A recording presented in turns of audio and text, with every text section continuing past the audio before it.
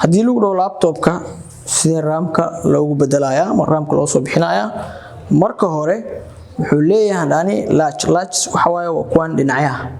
halkaas ayaa sameynaysaa labada dhinac ayaa u riixaysaa marka labada dhinac u riixdo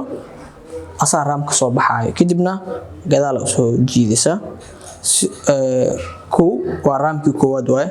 raamkii labaad asigana doo baahan tahay sidoo kale asigana wuxuu leeyahay so waa qaybtas waa ram slot two ram slot oo leeyahay mid koowaad iyo mid labaad laptopkan oo kale waxa galayso laba ram so kan kale asigana latchkaas ayaa qabanaysa labada dhinac u jiidaysa automatically asiga ayaa banaanka soo baxay so hadda waxa baranay sida raamka loo soo bixin hadii lagu dhaho raamka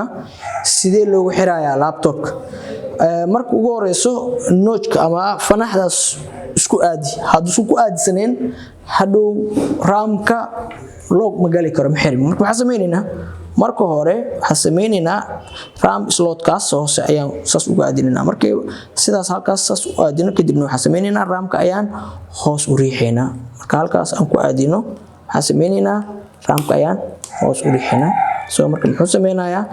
halkaas marka gelino raamkii hadda kan oo kale steel uu dibacsan yahay ayna marka hore saas u fadhiistaa mujida hadda uu fadhiyaa soo marka dartan symbol loogu galaya kan labaad si soo gelinayna asiga isla sidii marka hore isku aadi afka fanaxdaasna fanaxda kale ku aadi sidoo kalena hore u riix soo hore u galo marka hore u galo kadibna hoos soo jiid si loogu galo soo qaybtaas waxa ku baranay sida raamka loo bedelayo ama raamka loo soo bixinayo loogu xirayo